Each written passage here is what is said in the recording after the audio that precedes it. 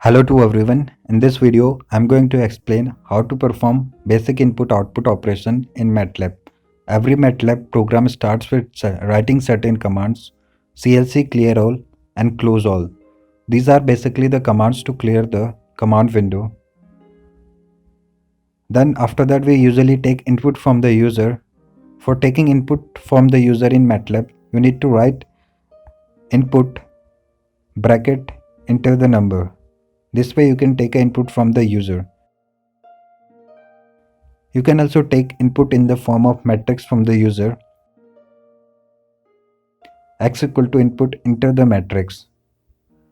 The only difference is that while entering the matrix, you need to use square parentheses. Now you are going to run this. Add to path. Enter the number 2, access to, enter the matrix. You need to make use of square parentheses 1 to 3, access 1 to 3. Now if you don't want to display this x equal to on screen or x equal 1 to 3 on screen, then you can use semicolon after the statement.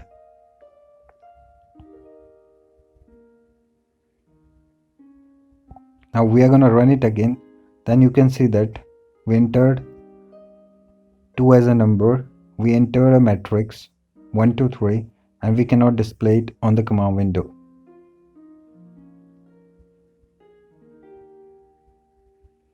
Now in order to display anything on the command window, we have a command disp. If I want to display a text, then I will write disp hello.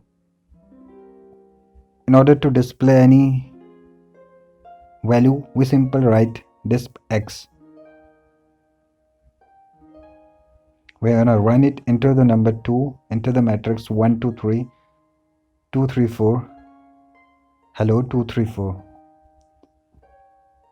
Thanks for watching.